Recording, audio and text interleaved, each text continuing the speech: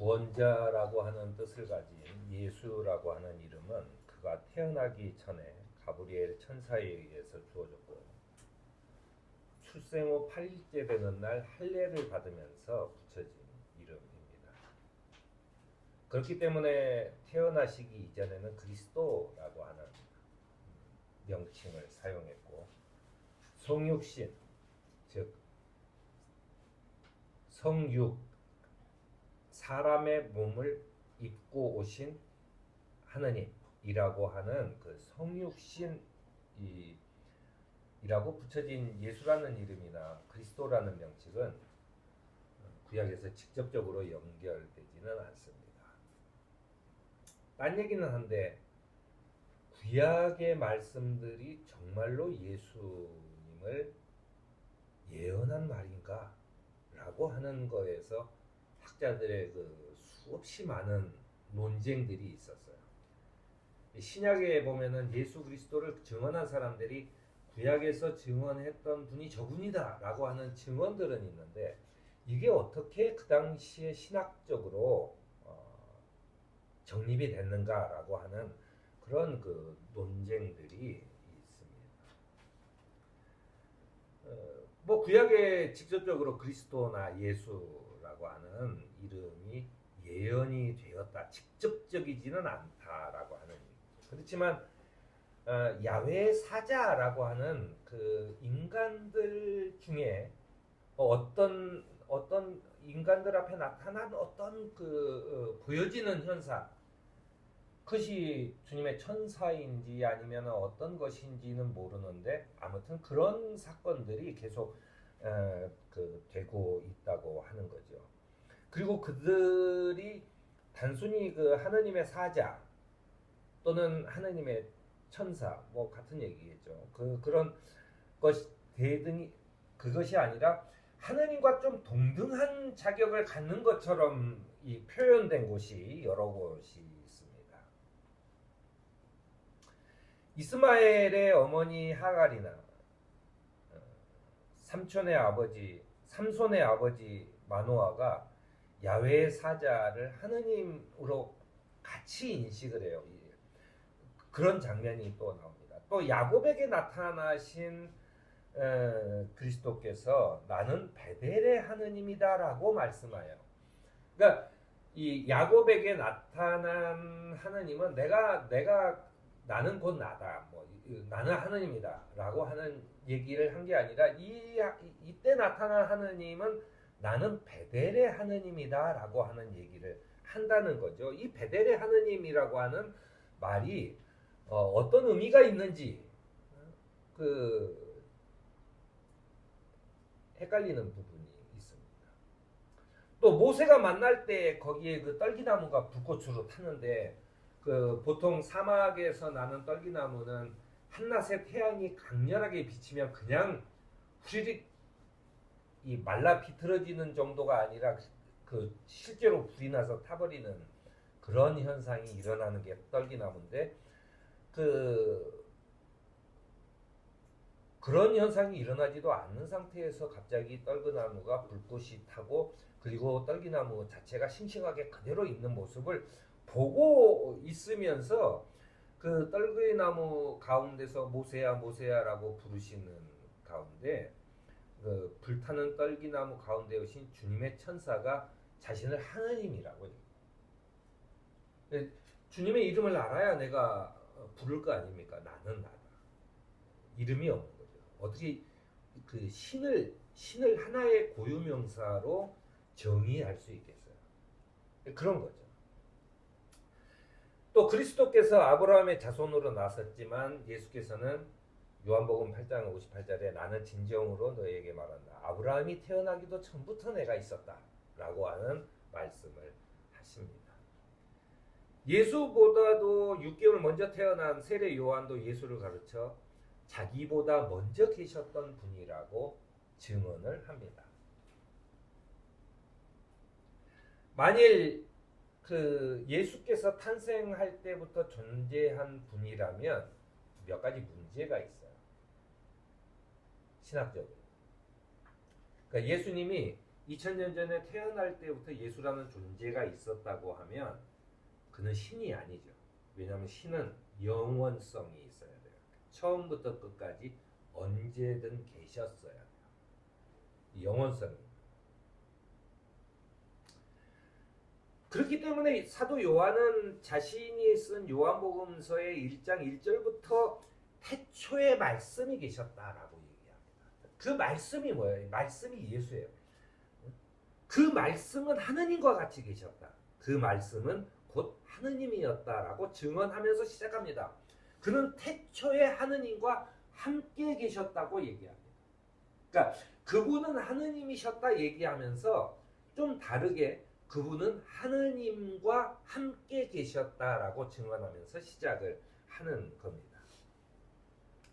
히브리서에도 하느님께서는 이 아들을 만물의 상속자로 세우셨다고 얘기를 합니다. 그를 통해서 온 세상을 지으신 것이라고 증언을 하는 거죠. 즉 하느님이 이 땅을 처음 창조할 시기부터 그리스도 예수도 함께 계셨다라고 하는 것을 증언하는 것입니다. 우리한테는 좀 이게 받아들이기가 논리적으로 힘들죠. 근데 생각을 해보세요. 2000년 전에 예수 그리스도를 믿었던 유대인들, 예수를 따라다녔던, 예수가 굉장히 큰, 요즘 같으면 굉장히 탑스타처럼 엄청난 관객을 몰고 다니는 그런 아주 유명한 강사처럼 그렇게 사람들을 몰고 다니는데, 그 사람들의 증언이 그는 예전부터 있었던 하느님이었다라고 하는 증언을 한단 말이에요. 이게 논쟁이 된 건 사실은 4세기 정도부터 신학이라고 하는 게 이거를 좀 논리적으로 정리를 해봐야 되겠다라고 하는 데서부터 암흑기인 중세로 접어들면서 철학과 과학과 충돌을 일으키면서 오히려 헷갈려졌어요. 그러니까 뭐냐면은 당시 사람들은 당연히 받아들여졌어. 이게 사실이에요. 이게 팩트예요. 그러니까 당시의 사람들은 그거 하느님에서 오케이. 거기에 문제가 아무것도 없어요. 그런데 이거를 신학적으로 논리적으로 증명을 하다 보니까 진짜인가? 헷갈리기 시작하는 거예요.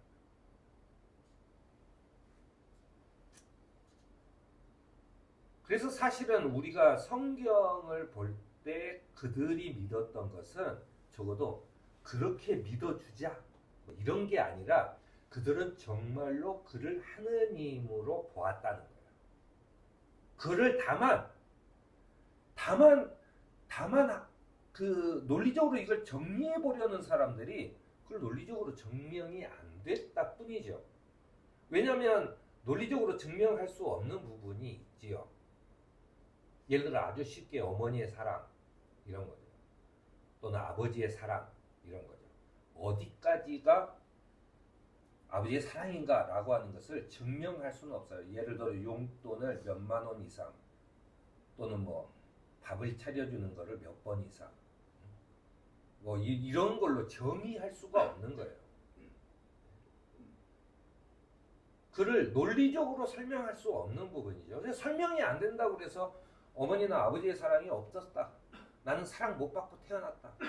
라고 하면 그 아버지 어머니가 비난받는 게 아니라 그 자식이 비난을 받는 거죠. 그런 것과 마찬가지라는 거예요.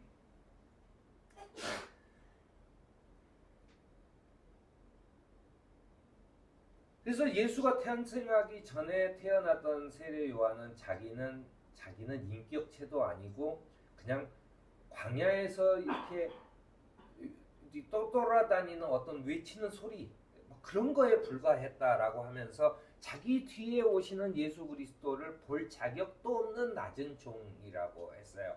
왜냐하면 그분은 하느님이시기 라고 하느님.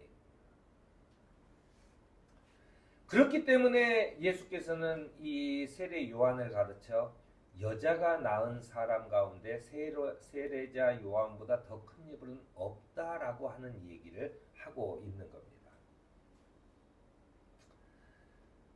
예수께서는 사람들을 위해서 이렇게 기도합니다.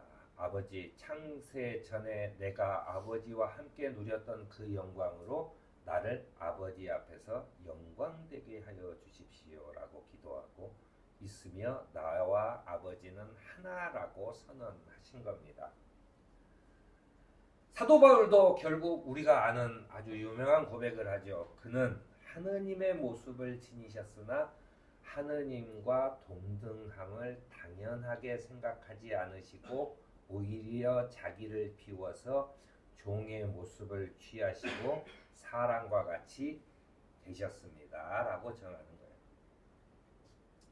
결국 예수 그리스도를 가장 먼저 보았던 사람은 야곱이죠. 베델의 하나님. 그가 돌베개를 베고 자면서 완전히 죽을 목숨, 집으로 돌아갈 수도 없고 더 나아갈 수도 없는 그런 광야에서 들짐승들이 자기의 목숨을 노리는 그런 그 자기 몸을 가릴 그 어떤 방패막이 텐트 하나도 없이 이 돌베개를 베고 자는 거기에 나타나셨던 그 베델의 하느님, 그분이 바로 예수 그리스도였다라고 하는 이야기입니다. 그리스도께서 그걸 생각해 보면 그리스도께서 인간의 몸으로 오신 것은 어쩌면 하느님께서 계획하신 일이기도 해요. 그때부터 사도 바울은 그래서 때가 찼을 때 하느님께서 당신의 아들을 보내시어 여자의 몸에서 나게 하시고 율법의 지배를 받게 하시어서 율법의 지배를 받고 사람을 구원해내시고 또 우리에게 당신의 자녀가 되는 자격을 얻게 하셨습니다라고 증언하는 거예요. 그러니까 왜 하느님이신 예수께서 이 땅에 나와야 하냐면 율법의 지배를 받아요. 율법을 지키지 않으면 그 사람은 하느님을 믿는 사람이 아니에요. 그 사람의 정성과 그 사람의 삶의 모양이 어떠했든 상관없어요. 그가 율법을 지키면 신실한 사람이고 율법을 지키지 않으면 안 되는 사람이에요. 그 사람의 삶의 태도나 그 사람이 사는 방법, 그 사람이 전하는 어떤 사랑 이따위는 중요하지 않는 것인 거예요. 그래서 예수 그리스도도 율법 아래 놓인 사람이 되기 위해서 사람이 되셨다는 거예요. 그 율법이 요즘의 교회에도 지배하고 있습니다. 대부분 다 사람들은 그렇게 사람을 평가하죠. 헌금은 얼마나 내는지, 교회는 얼마나 열심히 다니는지, 지하철에서 소리 지르고 돌아다니는지 이런 걸로 따져요. 그 율법의 지배 아래 하느님께서 오셔서 율법의 지혜 속에서 죽으시고 율법과 세상의 온갖 악을 함께 지시고 돌아가시면서 이제 새로운 삶을 우리에게 보여주셨다라고 하는 증언입니다. 베델의 하느님이 되시고 또 그리스도 즉 메시아가 되시는 주님의 부름에 응답하여 생명을 누리는 삶을 살아가는 저와 여러분이 되기를 바랍니다. 아멘.